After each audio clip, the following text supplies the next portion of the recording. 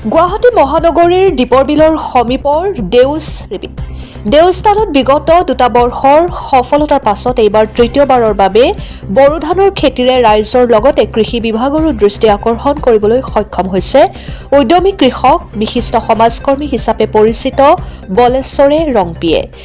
বিশেষকৈ দেও চতালৰ নিজ ঘৰৰ সমীপত থকা গড়চুক ৰাণীগেট সংযোগী পথৰ দাঁতিত আৰু আজাৰা কামাখ্যা সংযোগী ৰেলপথৰ মাজত থকা মাটিত বিগত 2 বৰ্ষত সফলতাৰ পাছত ফেব্ৰুৱাৰী মাহত তৃতীয়বাৰৰ বাবে বড়ো ধানৰ খেতি আৰম্ভ কৰিছিল বলেশ্বৰ ৰংপিয়ে।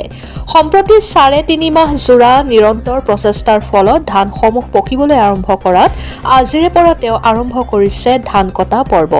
আজি মাংগলিক কাৰ্যৰ মাজেৰে আৰম্ভ কৰে ধান কটা পৰ্ব। আনহাতে ধান কটা পৰ্ব বিভাগীয়ভাৱে পৰ্যবেক্ষণ কৰে অসম চৰকাৰৰ কৃষি বিভাগৰ পশ্চিম গুৱাহাটীৰ ধাৰাপুৰ কৃষি চক্ৰ বিষয়া কাৰ্যালয়ৰ দ্বাৰা পৰ্যবেক্ষণ কৰে।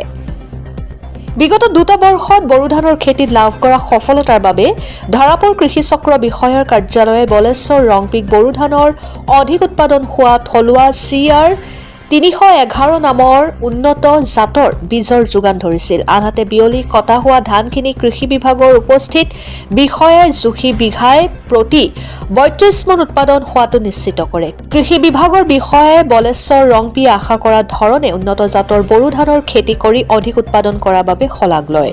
উল্লেখ্য যে 2024 বৰ্ষত মুখ্যমন্ত্ৰীৰ দীৰ্ঘায়ু কামনা কৰি তেওঁৰ 1 ফেব্ৰুৱাৰীৰ জন্মদিনত মাংগলিক কাৰ্যৰ মাজেৰে ভূঁই ৰুই বড়ো ধানৰ খেতি আৰম্ভ কৰিছিল বলেশ্বৰ ৰংপিয়ে।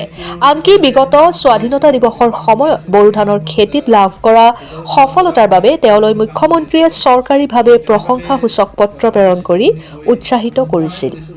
গুৱাহাটীৰ পৰা বিশ্বজিৎ বৰ্মনৰ ৰিপৰ্ট, অৰুণোদয় আছাম।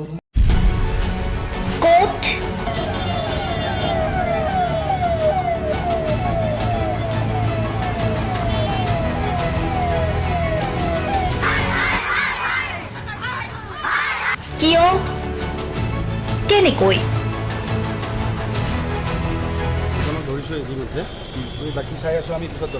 দুৰ্নীতি ৱাইফজনীয়ে কৈছে বোলে এওঁ মোৰ হাজবেণ্ড, আপুনি কোন হে ক'বলে এওঁ অবৈধ বুলি? অনিয়ম ভ্ৰষ্টাচাৰ একো নাইকতাবাদ এতিয়াৰ পৰা আৰু নহ'ব। আমি দিম সত্য বাতৰি।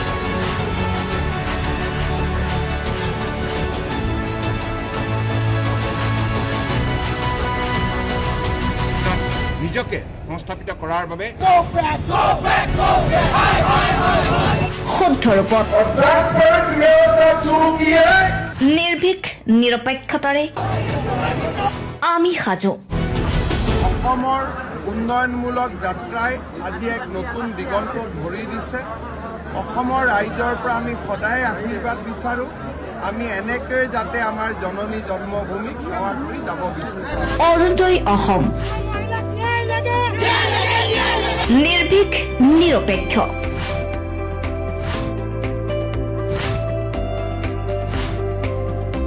ৰাইজৰ বাবে ৰাইজৰ পক্ষত অৰুণোদয় অসম।